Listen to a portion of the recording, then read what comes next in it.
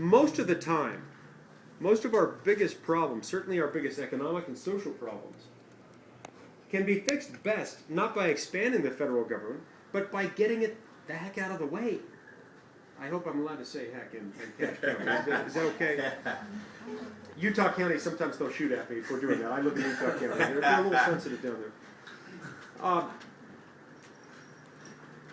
Every single time something bad happens, that's our knee-jerk reaction. So the economic tsunami of 2008 hits, and we say, oh, we better appropriate $1 trillion to buy up troubled assets.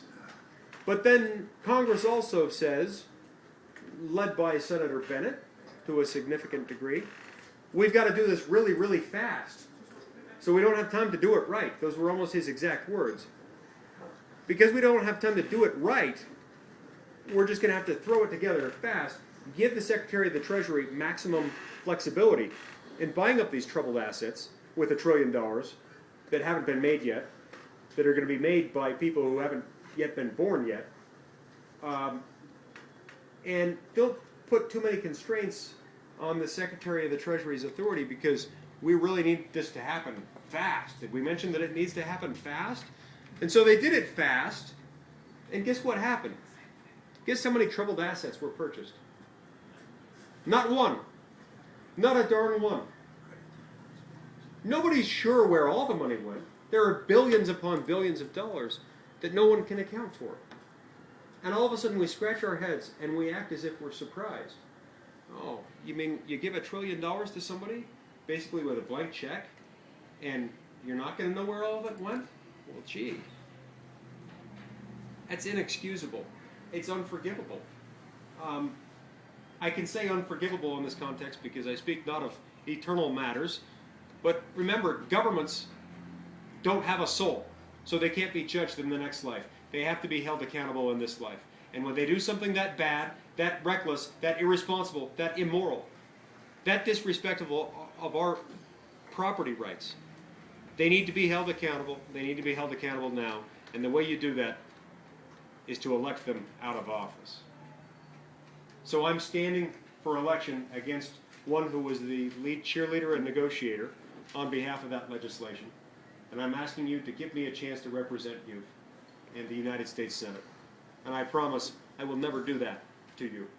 Nor will I ever disregard this document.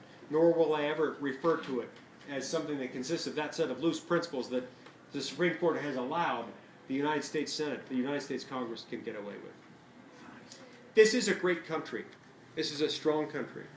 But it's this document, coupled with the will of its people, the enlightened self-interest of its people, that has fostered the development of the greatest civilization the world has ever known.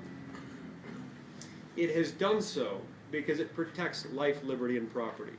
This document represents a profound understanding, a divinely inspired understanding, that our true wealth, our true happiness, our true prosperity is found not in an expansion of government, but in a protection of the ability of the American people to earn money, to expand their wealth, and to retain that wealth so that they can share it with their families and share it with others as they deem fit, not so that it can be taken away from them as punishment for their ingenuity.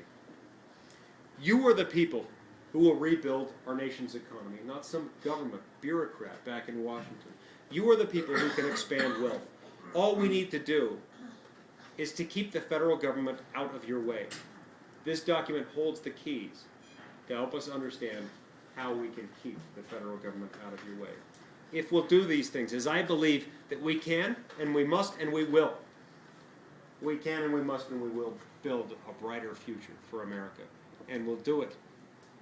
We'll do it through the Constitution.